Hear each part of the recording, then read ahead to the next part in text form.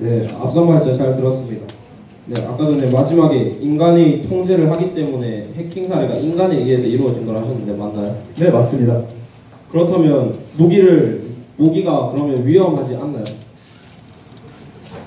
모기는 제가 알고 있는 모기를 말씀하시는 무기요?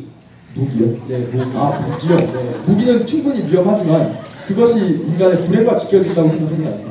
네, 무기가 하지만 악용된다면 사람을 불행할 수 있게 한다는 것을 인정하십니까? 그 악용의 주체는 인공지능입니까? 인공지능이 아니지만 인공지능이 발전함으로써 그런 악용 가능성이 훨씬 높아집니다. 그렇기 때문에 저희가 그럼 질문 드리도록 하겠습니다. 모든 해킹이 물론 인공지능이 주도한 것은 아니지만 인간이 인공지능의 발전으로 이런 것을 할 수 있게 되어서 악의적 의도로 할 수 있게 됩니다. 이에 대해 어떻게 생각하십니까? 네, 답변을 드리자면 일단 저는 스마트폰의 발전 사례를 들어드리고 싶은데요. 지금 핸드폰 다 스마트폰 쓰시지 않나요? 스마트폰 처음 출시될 때도 수많은 사생활 침해부터 시작해서 정말 듣도 보도 못한 많은 우려와 걱정을 들었습니다. 하지만 그것을 이겨내고 지금 잘 통용하고 있지 않습니까? 그것이 통제될 수 있었던 이유는 스마트폰은 오로지 인간이 만든 기술이기 때문입니다. 하지만 인공지능이라는 것은 인간의 통제만을 말하지 않습니다. 인공지능은 저희가 용어 정의를 내렸듯이 지능 활동을 할 수 있는 것을 말합니다. 인공지능이 스스로 지능 활동을 하여 악의적 해킹의 용도로 사용된다면 그것은 인간이 통제할 수 없기 때문에 스마트폰과는 차원이 다른 문제를 일으킬 것입니다.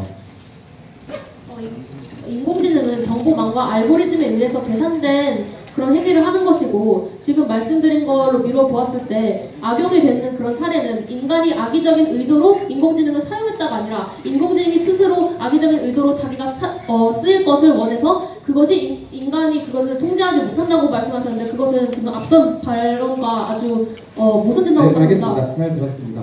두 번째 질문 드리도록 하겠습니다. 저희의 첫 번째 주장에 대해서 반박을 해주실 때 소득의 양극화는 인공지능의 발전을 통한 문제점이 아니다라고 말씀하셨습니다. 맞습니까? 네, 맞습니다. 하지만 저희 논제에서 볼 때도 인공지능의 발전이 인간을 행복하게 하는가라는 질문에 대해서 볼 때 인공지능의 발전이 소득의 양극화를 해결하지 못하기 때문에 결국 인공지능의 발전은 인간에게 불행을 초래하는 것입니다. 맞습니까? 그렇지 않습니다. 지금 논제에서 나와 있듯이 인공지능의 발전이 행복을 실현하는가? 즉, 인공지능의 발전이 주체입니다. 하지만 이 소득의 양극화는 인공지능의 발전이 절대 주체가 아닙니다. 그것을 이용하는 인간들의 정치적 문제지 절대로 이것이 그 자체의 매개체가 되어서 이 양극화를 심화시키지 않습니다. 하지만 저희가 말씀드렸듯이 뉴스위크 9월 4일자 기사에 따르면 이 호모데우스의 저자 유발 하라리는 인공지능의 발전으로 적은 수의 부유층이 부를 독점할 것이다 라고 말을 했습니다. 이는 결국 인공지능이 소득 양극화를 해결하지 못하면서 주체적인 역할을 하기 때문에 결국 인간의 불행을 초래하는 것이라고 생각합니다. 다음 질문 드리도록 하겠습니다. 네, 특이점이 온다의 저자 퍼지 와일은 자신이 저서에서 이렇게 말했습니다.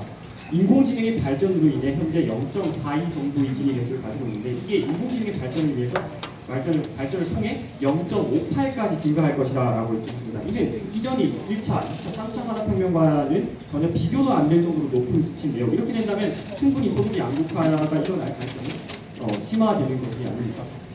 그 개수, 진위 개수, 그것에 대한 부가적인 설명을 부탁드립니다. 네, 진위 개수는 여기서부터 1까지 이렇게 측정되는데 1에 가까울수록 불평등 지수가 더 높은 것을 볼 수 있습니다.